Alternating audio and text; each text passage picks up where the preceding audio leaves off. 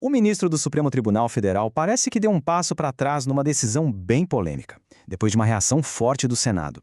Mas e se esse recuo for, na verdade, uma jogada muito bem pensada? Vamos mergulhar nessa análise para entender esse verdadeiro xadrez político.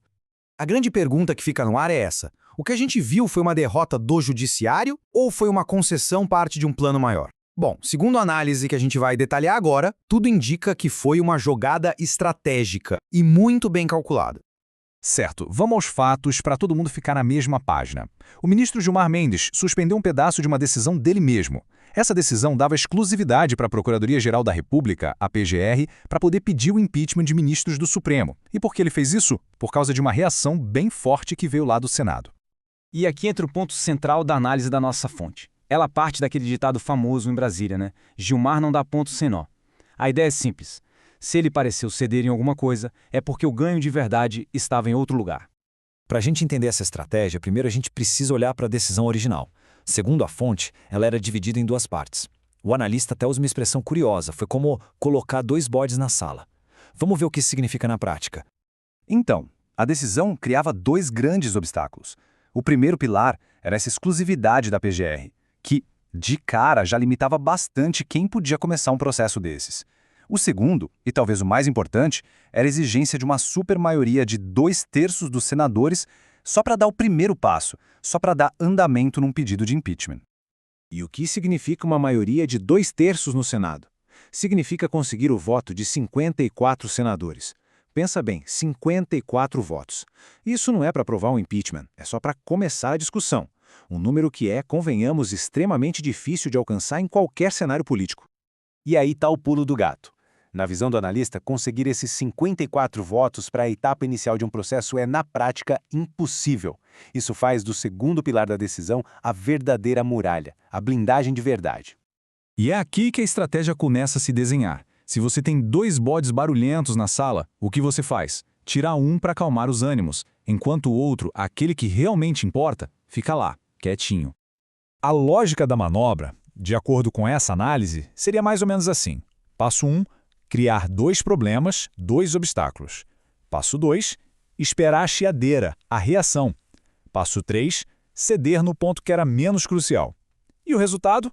O objetivo principal, a tal blindagem, fica intacta. E foi exatamente isso que a gente viu acontecer. O recuo foi naquela regra que dava exclusividade para a PGR. Foi essa a parte da decisão que o ministro suspendeu. Foi, como diz o analista, o bode que saiu da sala.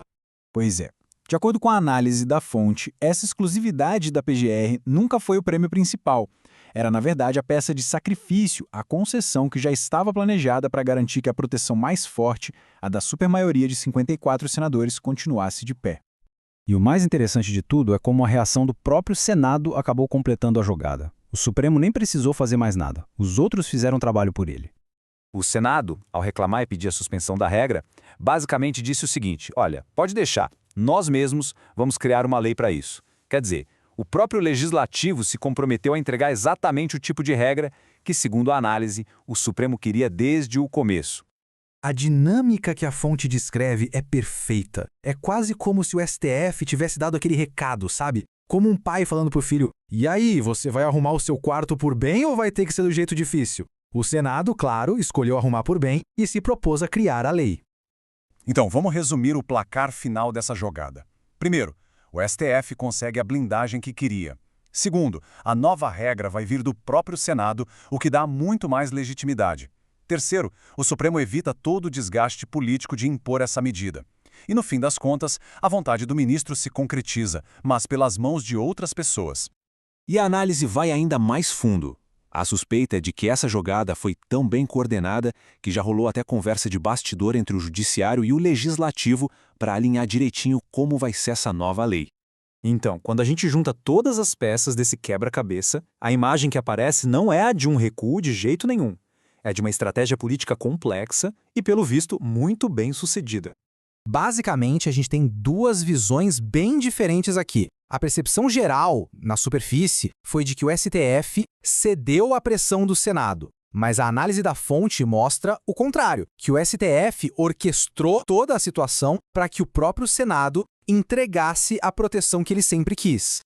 E isso tudo leva a gente a uma última pergunta, né? Se o objetivo final era fazer o Senado agir, por que o ministro deu aquela liminar tão controversa lá no início de tudo? Qual era a necessidade?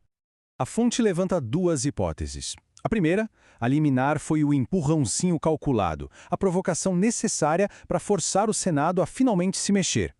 A segunda hipótese é que toda essa polêmica pode ter servido também como uma bela cortina de fumaça para tirar o foco de outros assuntos importantes do tribunal. E assim, a conclusão desta análise é clara. O que pareceu um passo para trás foi, na verdade, um avanço estratégico muito bem calculado. Aquela história de dar um passo para trás para poder dar dois para frente, consolidando uma proteção que agora vai vir com carimbo do próprio poder legislativo. Isso deixa a gente com uma reflexão final. Estamos diante de uma manobra política genial, como sugere a análise, ou será que isso abre um precedente perigoso que deixa as fronteiras entre os poderes um pouco borradas demais?